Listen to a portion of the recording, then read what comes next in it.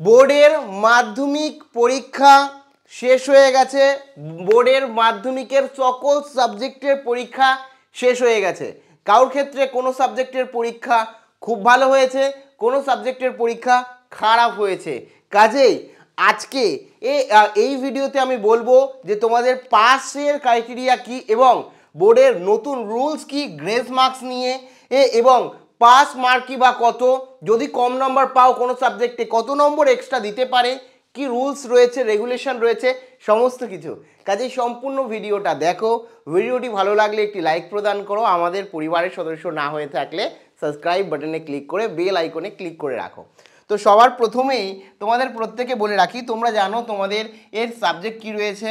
বাংলা রয়েছে, ঠিক আছে, ইংলিশ রয়েছে, ঠিক আছে, বাংলা ইংলিশ, হিস্ট্রি রয়েছে, জিওগ্রাফি রয়েছে, ঠিক আছে, ম্যাথ রয়েছে, ঠিক আছে, ম্যাথ রয়েছে, ফিজিক্যাল সায়েন্স রয়েছে, আর লাইফ সায়েন্স রয়েছে, ঠিক আছে।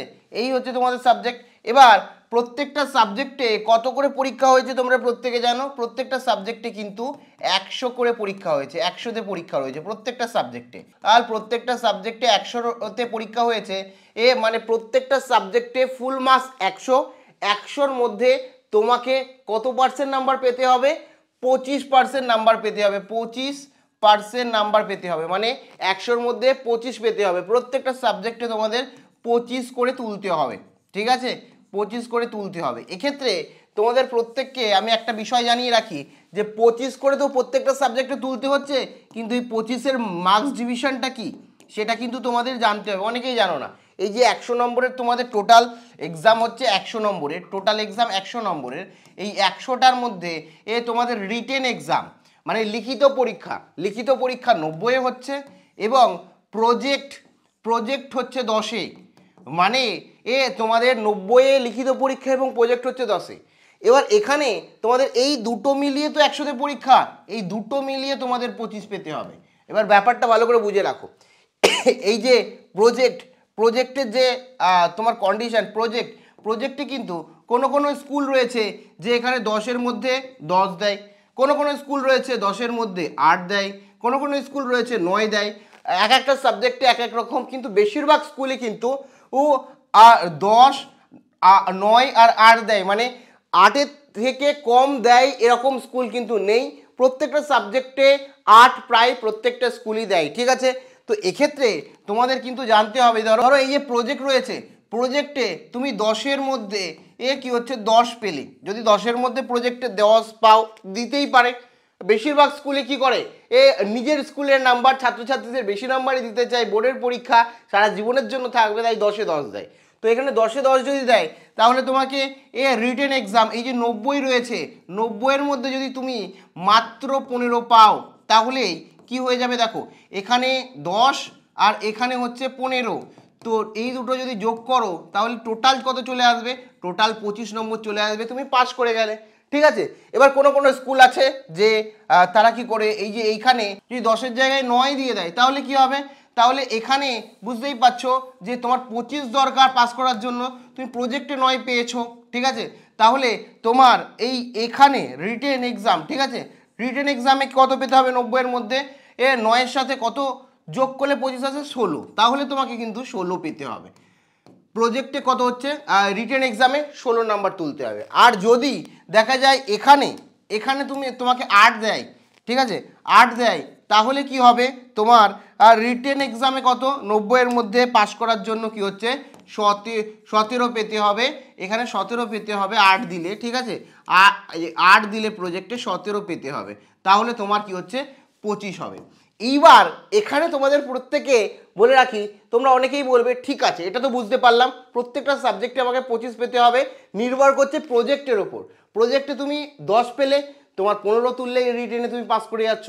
যদি প্রজেক্টে তোমার একটু কম দেয় নাম্বার, যে 8 দিয়ে দিল, তাহলে কি হচ্ছে তোমাকে 17 রিটেন এক্সামে তুলতে হবে। তোমরা অনেকে বলেছো যে আমার ফিজিক্যাল সায়েন্সের যে সাবজেক্টটা রয়েছে সেই সাবজেক্টে 25 উঠবে কি না বুঝতে পারছি না, বা অনেকে বলেছো হিস্ট্রি আমার খারাপ হয়েছে, অনেকে বলছো আমার ম্যাথ খারাপ হয়েছে, ঠিক আছে, অনেকে অনেক রকম সাবজেক্টের কথা বলছো যে আমার 5 নম্বরই উঠবে না, 15ও আমার উঠছে না।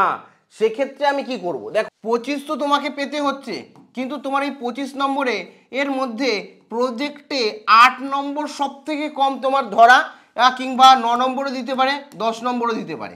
এবার কথা হচ্ছে 15, 16, 17 ও নাম্বার তোমার রিটেনে লাগবে। যদি তুমি প্রজেক্টে 8 পাও তাহলে 17 নম্বর লাগবে, যদি প্রজেক্টে 9 পাও তাহলে কি হচ্ছে তোমার 16 নম্বর লাগবে, আর প্রজেক্টে যদি 10 পাও তাহলে 15 নম্বর লাগবে।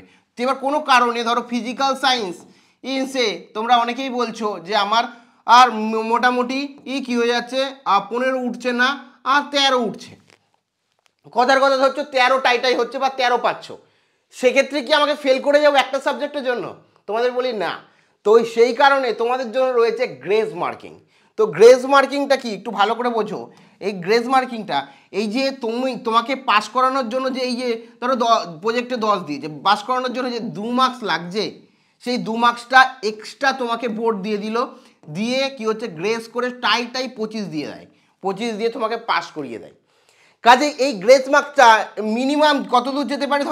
ধরো তুমি 8 পেয়েছো, তাহলে তুমি 13 পেয়েছো, 8 পেয়েছো প্রজেক্টে, 13 পেয়েছো রিটেনে, ঠিক আছে? তাহলে যোগ করলে কত এসে দাঁড়াচ্ছে? 8, এখানে 13 যোগ করলে যদি দেখি 21 এসে দাঁড়াচ্ছে, ঠিক আছে? 21 নম্বর হচ্ছে। কত নম্বর কম আছে তোমার? কত নম্বর কম রয়েছে? কম রয়েছে এখানে 25 পেতে গেলে 4 নম্বর। 4 নম্বর না পেলে তুমি ফেল করে যাচ্ছ। এই 4 নম্বরটা গ্রেস দিয়ে দেওয়া হয়। কি দেওয়া হয়? গ্রেস দিয়ে দেওয়া হয়। গ্রেস দিয়ে তোমাকে 25 পাইয়ে পাস করে দেয়। আমি 10 বছর ধরে বিগত ছাত্রছাত্রীদের এই বিষয়টা অ্যানালাইজ করছি। অনেক এরকম স্টুডেন্ট রয়েছে প্রত্যেকটা সাবজেক্টেই প্রায় 1-2 নম্বর করে কম পায়। তাদের কি হয়? 25, 25, 25 করে পাস করিয়ে দেয়। যদি কোনো রেজাল্টে দেখো সব 25 পেয়েছে বা কোনো সাবজেক্টে 25 পেয়েছে, এরকমও দেখবে রেজাল্ট যে একদম মোটামুটি স্টুডেন্ট বা একদম কিছু লিখে আসে না, সে 25, 25, 25 পেয়ে করে পাস করে যায়। কারণ হচ্ছে ও পাস করে না, ও অ্যাকচুয়ালি ফেল করেছে, কিন্তু তাকে গ্রেস মার্কস দিয়ে পাস করিয়ে দেয়। কাজেই তুমি যদি একটা সাবজেক্টে খারাপ করো সেক্ষেত্রে চিন্তার বিষয় নেই। এক্ষেত্রে আমি তোমাদের একটা কথা বলে রাখি, যে সাবজেক্টে একটু খারাপ হোক না কেন, মনে হচ্ছে 5 নম্বরের থেকে 1-2 নম্বর কম উঠবে, তোমরা চিন্তা করো না, তোমাদের গ্রেস মার্ক দিয়ে পাস করিয়ে দেওয়া হবে, তোমরা পাস করে যাবে, একেবারে নিশ্চিন্ত থাকো। এবং তোমাদের এটাও আমি বলবো, তোমরা একদম নিশ্চিন্ত থাকো, কোনো টেনশন নেই। সেক্ষেত্রে একটা সাবজেক্ট হোক কিংবা 5টা সাবজেক্ট হোক, ঠিক আছে, সেম কন্ডিশনে 25 দিয়ে পাস করিয়ে দেওয়া হয়। আমি আগেরবারও যখন প্রচুর ছাত্রছাত্রীর রেজাল্ট দেখেছি লাইভে, তখন কিন্তু আমি সেম জিনিসটা বলেছি যে তোমাকে গ্রেস মার্কস দেওয়া হয়েছে। গ্রেস মার্কস দেখলেই বুঝতে পারবে। ধরো 5টা সাবজেক্টে সে ফেল করেছে, 5টা সাবজেক্টেই কিছু কিছু নাম্বার দিয়ে 25 করে টাই 25, 1 নম্বরও বেশি দেয় না, 25 দিয়ে পাস করিয়ে দেয়। ক্লিয়ার হয়েছে পুরো বিষয়টা? তোমাদের অনেকের চিন্তা ছিল, সেই কারণে জানালাম। একই সাথে তোমাদের প্রত্যেককে বলবো, যারা অঙ্ক নিয়ে আমাকে বলছো যে স্যার আমার কাছে যারা পড়েছো, অনেকে আমাকে ফোন করে বলছো যে আমার 95 হলো না। আমি বলেছিলাম 95% পেলে আমি তোমাদের বিরিয়ানি খাওয়াবো, একটা তোমাদের সঙ্গে দেখা করবো, অনেককে বলেছিলাম যারা অনলাইনের স্টুডেন্ট ছিল। তো সেক্ষেত্রে অনেকে আমাকে ফোন করে বলছো যে 1 নম্বর 2 নম্বর কমে গেল। আমি বলে রাখি, তোমরা যদি 90ও পাও আউট অফ 100 অঙ্কে, তাহলে আমি অবশ্যই তোমাদের সঙ্গে দেখা করব এবং তোমাদের দাদা বৌদিতে বলেছিলাম বিরিয়ানি খাওয়াতে নিয়ে যাব, অবশ্যই নিয়ে যাব। তো চিন্তা করার কোনো বিষয় নেই। এবং তোমাদের কাছে একটা রিকোয়েস্ট করব, তোমরা যারা পড়েছো আমার কাছে অনলাইনে, তারা তো ভালো নাম্বার পাবে আমি জানি, কেউ 85%-এর নিচে পাবে না। এছাড়া তোমাদের প্রত্যেককে আমি বলবো যে নতুন 2025-এর ব্যাচ লঞ্চ হয়ে গেছে। তোমরা যারা তোমাদের ছোট ভাই বোন রয়েছে তাদেরকে ভিডিওটি শেয়ার করো, যাতে তারাও রীতিমতো এই নতুন ব্যাচে 2025-এর ভর্তি হতে পারে, তারাও ভালো রেজাল্ট করতে পারে। আর তোমাদের তো দেখিয়ে দিয়েছি প্রমাণসহ 100% এবারে কিন্তু ম্যাথামেটিক্স কমন এসছে, শর্ট কোশ্চেনও কমন এসছে। তো যাই হোক, তোমরা অবশ্যই তোমাদের ছোট ভাই বোনদের ভিডিওটি শেয়ার করো ও আমাদের চ্যানেলের কথা বলো। সাথে তোমাদের প্রত্যেককে বলবো, যারা কোনো সাবজেক্টে একটু কম নাম্বার পেয়েছে বলে ঘাবড়ে রয়েছে, চিন্তার মধ্যে রয়েছে, তাদেরও ভিডিওটি শেয়ার করতে ভুলো না। প্রত্যেকের পরীক্ষার রেজাল্টের জন্য অনেক অনেক শুভেচ্ছা রইল।